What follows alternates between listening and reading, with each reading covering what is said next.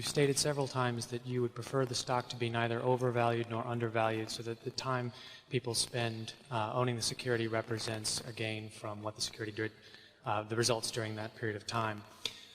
However, it's a very difficult security to value because of the disparate pieces. And as we saw last year, when you provide a little bit of guidance, in last year's annual report, you said that when the stock price hit $45,000 a share, you considered buying, but thought it was unfair until the annual report came out, so everyone had the same information.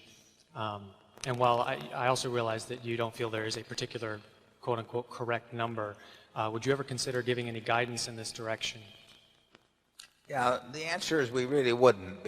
I mean, to the extent that we were going to repurchase shares, you could certainly interpret that as indicating that we thought it was attractive from the standpoint of remaining shareholders to do so, and we certainly wouldn't be paying over intrinsic value, at least in our judgment, and benefiting the exiting shareholders to the disadvantage of the continuing shareholders.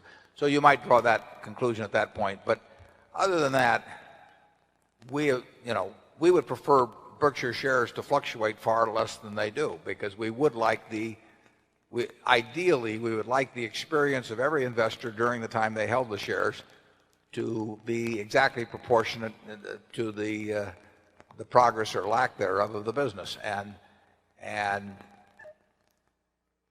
I think we've come over the years reasonably close to that compared to most companies, but the nature of markets is such that reasonably close is probably as good as it's going to get.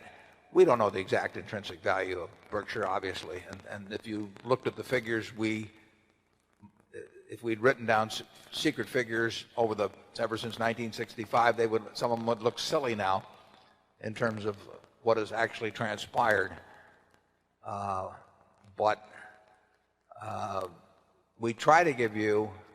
I think Berkshire is easier to value than most businesses, actually, because we give you all the information that at least is important to us in valuing it.